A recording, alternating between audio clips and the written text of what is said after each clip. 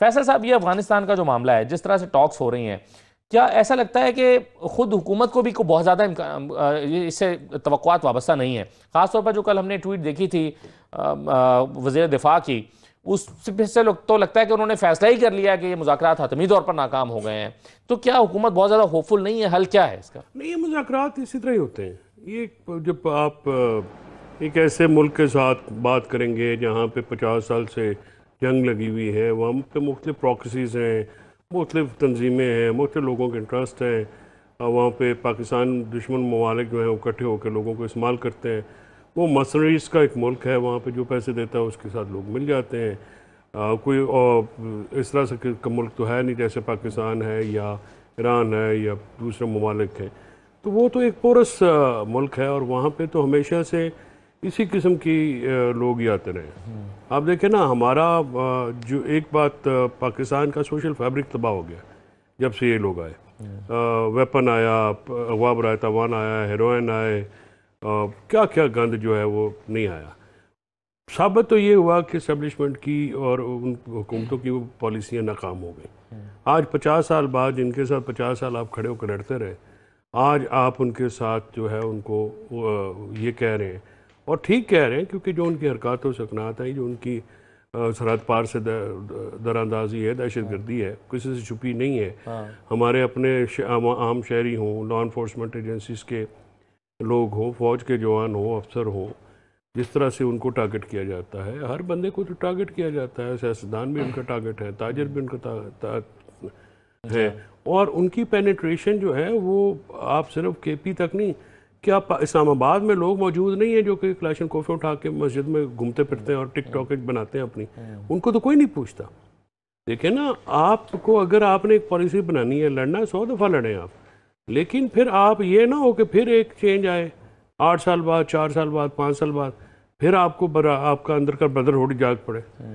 देखिए ना, हम 80 में जब हम बहुत छोटे थे, हम जो लेट 70s या 80s की जो पैदाइश हैं, वो लोग जानते हैं पहले ये अफ़गान का जहाद होता था, फिर हमने देखा कि ये जहादी चंदा जो है ये वहाँ पे कर लेते थे। 90s में ये पहले CIA के साथ मिलके, फिर वो अबेंडन हो गया, फिर प्रेसलर जो है वो आई, हमारे ऊपर लग गई, वो उनकी तरमीमें आई। फिर ये तालिबान को सबसे पहले पाकिस्तान ने रिकग्नाइज़ किया, तब ये मुजाहिदीन थे, फिर ये अलकायदा बन गए, फिर ये गुड बैड तालिबान हो गए। अब ये जो खारिज नहीं है, ये तो TTP वाले तो काफ़ी अरसे से इनका यही काम है। तो आपकी पॉलिसी है क्या? हमें तो समझ नहीं आई।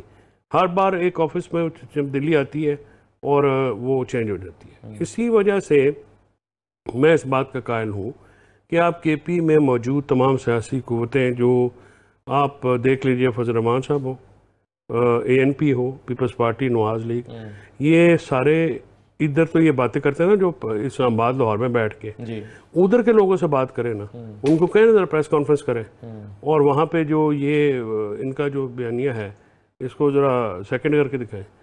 उसकी वजह यह है कि ये वहाँ के हक़ाइक़ के ख़िलाफ़ है, और अनफॉर्चुनेटली जो एक आज मौलाना साहब की, जो मौलाना फजल रहमान की तकरीर भी आप सुन रहे हैं, उस पर बड़ी वो हार्ड हिटिंग तकरीर थी, और कोई भी KP से जो हमारे दोस्त बिलोंग करते हैं वो इसको समझते हैं कि जी वहाँ पे सियासी लोगों को साथ लेके आप एक कॉम्प्रिहेंसिव पॉलिसी बना सकते हैं, और अगर अवाम आपके साथ जिस तरह से जुड़ी हुई होगी, आप एक देखें ना कितने दहशतगर्द होंगे। इस बात में मुझे याद है कि जब आवाम खड़ी हुई, ये भाग गए। इसीलिए आपको अवाम को अपने साथ मिलाना होगा, उनकी हमदर्दियाँ जितनी होंगी उनको। देखें ना, फ़ौज जो हमेशा कौम के सर पर लड़ती है, कौमें फ़ौज के पीछे खड़ी होती हैं। ये चीज़ें आप करें। आप पीपल्स पार्टी से जो है, नून है, पीपल्स पार्टी है, PTI के अलावा फजल रहमान साहब हैं, ANP है, और जमातें जो नहीं भी हैं, उनको आप ऑन बोर्ड लें, एक पॉलिसी बनाएं। ये डंडा सोटा की पॉलिसी जो है। लेकिन खुर्रम साहब, आम तौर पर तासुर यह है कि खैबर पख्तूनख्वा में एक सियासी, कोई भी सियासी जमात या कोई भी रहनुमा जो किसी भी सियासी जमात से ताल्लुक़ रखता हो, चाहे मौलाना फजल रहमान की पार्टी से, चाहे वो PMLN से हो या पीपल्स पार्टी से हो, वो खैबर पख्तूनख्वा के हवाले से पीटीआई के मौक़िफ़ को दुरुस्त समझता है, या चलिए पीटीआई को भी छोड़ दीजिए, वहाँ के जो कबायली हैं उनके मौक़िफ़ को दुरुस्त समझता है और वो मजबूरी तौर पर यह है कि आप हमें साथ लेकर चलें, हमें मशवरे में शामिल करें, या हमें ये मौका दें कि हम इस दहशतगर्दी के या तालिबान से निमट सकें और इनको से धकेल सकें। आपके ख्याल में क्या वहाँ के लोगों का ये मौक़िफ़ दुरुस्त है? उनका मौक़िफ़ दुरुस्त नहीं है। अच्छा, यानी हमारा तो इलाका है, हम इसलिए कह सकते हैं कि हम कौम, कबाइल, नस्ल, कबीले उनको जानते हैं।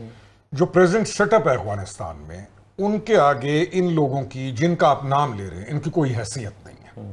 मौक़िफ़ तो तब दुरुस्त हो ना कि मेरा कबीला है, मैं दूसरे कबीले के साथ जाके बात करूं और मेरे कबीले की रिप्रेजेंटेशन को या मेरी हैसियत को वो तस्लीम करें। सही। जो मुज़ाकराती टीम है जो इस वक्त तुर्की में जाके बैठी, वो बजाते खुद इतनी कमज़ोर थी कि वो 18 घंटे तो टेलीफोनिक राब्ते पे रही, दोनों जगहों पे, काबुल भी और दूसरा ये जो है ये जो हमारा आ गया दूसरा कंधार वाली साइड। तो नहीं, लेकिन ये भी खबरें हैं कि वो वहां भी राब्ते में थे। वो भी नहीं, उसमें तो कोई दो राय नहीं है। जब आप कंधार का नाम लेंगे या काबुल का नाम लेंगे तो दिल्ली की जरूरत नहीं है, क्योंकि दिल्ली के राब्ते कंधार और काबुल के अंदर अब एक्सपोज हो गए।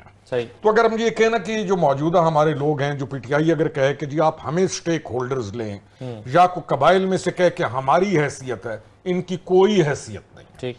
यहां से अगर ये वहां पर को अपना, पिछले दिनों एक शायर था को वो बेचारा मर्डर हो गया, तो उसको बॉडी को इन्होंने कोशिश की कि हम अफगानिस्तान पार जाके दफनाने की कोशिश करेंगे, तो उन्होंने बॉर्डर क्रॉस ही नहीं करने दी। उन्होंने कहा तुम उधर रहो, तुम्हारे इधर यहाँ, यानी ये हम कहें ना कि उस रिजीम को के नजदीक इनकी कोई अहमियत है, not at all.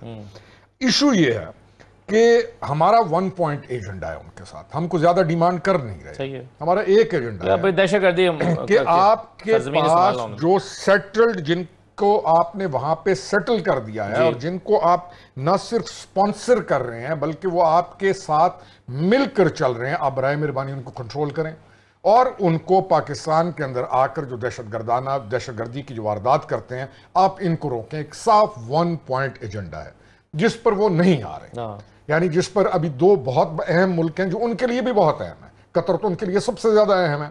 $100 Arab America विया कतर देता है वहां पे एनजीओ जो काम कर रही हैं उनको। सही है।